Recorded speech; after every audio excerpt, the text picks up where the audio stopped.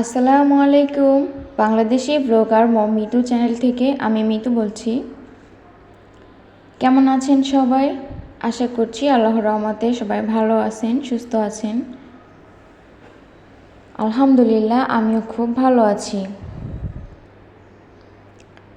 নতুন আরও একটা ব্লগ ভিডিও আপনাদের মাঝে শেয়ার করছি। আশা করছি আজকের ভিডিওটা ভালো লাগবে। সন্ধ্যার একটা ভিডিও সন্ধ্যা থেকে শুরু করেছিলাম। তো সন্ধ্যায় আমি প্রথমে একটু চা বানিয়ে নিয়েছি। দুধ চা অনেক দিন হয়েছে খাওয়া হয়নি, তো এখন আর কি একটু খাচ্ছি। আগেও একদিন খেয়েছি, তবে গরম পড়েছে অনেক, তারপরেও দুধ চা খেতে ইচ্ছা করছিল।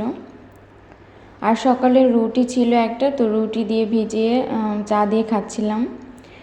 আর এই যে আমার হাজব্যান্ড এখন মাছ নিয়ে এসেছে। তো এগুলো বেলে মাছ বড় সাইজের, আর শিং মাছ এনেছে, আর চিংড়ি মাছ এনেছে। তো শিং আর চিংড়িটা আমি ফ্রিজে রেখে দিয়েছিলাম, আর বেলে মাছটা যেহেতু কাটতে হবে, তো ওগুলা কেটে তারপরে রেখে দিয়েছিলাম। কাটার সময় আর কোনো ভিডিও ক্লিপ নেইনি, কেননা মাছ কাটা তো একটা ঝামেলার ব্যাপার। ভিডিও করতে গেলে অনেকটা দেরি হয়ে যাবে। তারপরে এই যে আমগুলো এখন নিচে রেখে দিচ্ছি। আমগুলো পলিথিনে থাকলে দেখা যায় আর একটু বেশি নষ্ট হয়ে যাবে বা নরম হয়ে যাবে তাড়াতাড়ি, যার কারণে আমি এভাবে বিছিয়ে আর কি রেখে দিলাম ফ্লোরে। এভাবে করে যেটা একটু নরম নরম থাকবে সেটা আগে খেয়ে ফেলবো। তো এভাবে করে আর কি 5-6 দিন কিন্তু ভালোই খাওয়া যাবে। আর তারপরে এটা পরের দিনের ভিডিও, সকালবেলার ভিডিও। তো সকালে আমার হাজব্যান্ডকে জিজ্ঞাসা করছিলাম কি খাবে, তো বলল যে কলা আছে, যেহেতু ফ্রিজে নষ্ট হয়ে যাবে, তো কলা দিয়ে ওই বড়া টাইপের আর কি কিছু বানাতে। তো এটা কলার প্যানকেকই বলা যায়, অনেকে এইভাবে বানায় আমি দেখেছি, আমার দাদুও বানায়। তো আমার দাদু বলতো কলার বড়া, আর এখন সবাই বলে কলার প্যানকেক। তো যাই হোক, এখানে আমি কলা নিয়ে নিয়েছি 3টা ম্যাশ করে। তারপরে একটা ডিম দিয়েছি, ডিম দিলে ভালো লাগে খেতে। আর এখানে আটা দিয়ে দিলাম পরিমাণ মতো, আর দিয়েছি সামান্য পরিমাণ লবণ। এছাড়া আর কিছুই দিতে হয় না, কোনো পানি দেওয়ারও প্রয়োজন নেই। এভাবে করে সুন্দর একটা ডো হয়ে যাবে,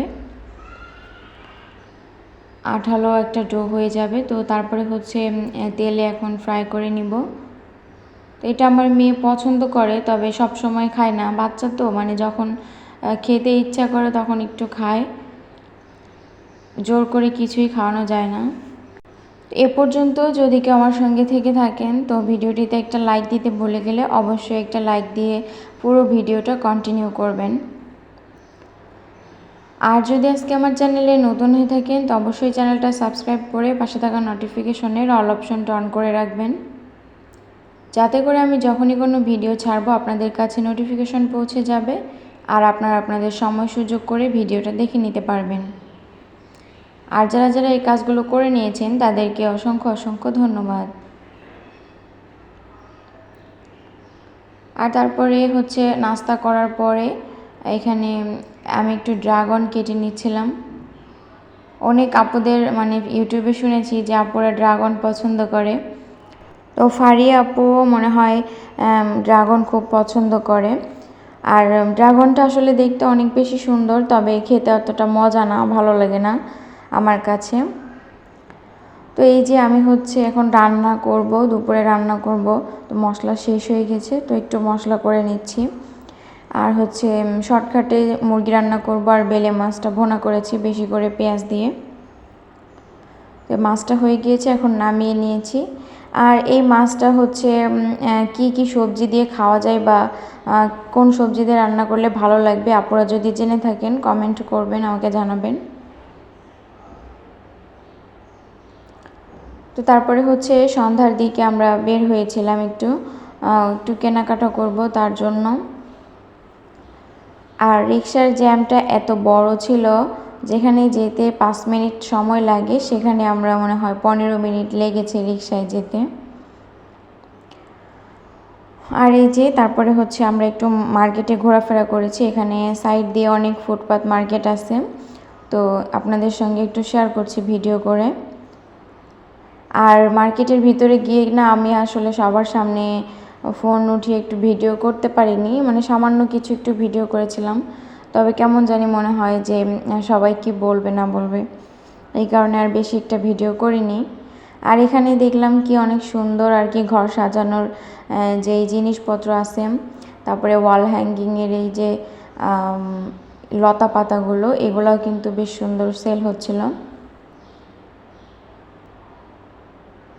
কাচের জিনিস, তারপরে জামা কাপড়, বাচ্চাদের জিনিস, অনেক অনেক কিছুই ছিল। এই ফুটপাত মার্কেটটা আসলে একটু বেশি জমজমাট থাকে সব সময়।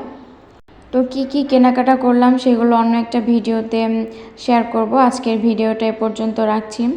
সবাই ভালো থাকবেন, সুস্থ থাকবেন, আর দেখা হবে পরবর্তী ভিডিওতে। আল্লাহ হাফেজ, আসসালামু আলাইকুম।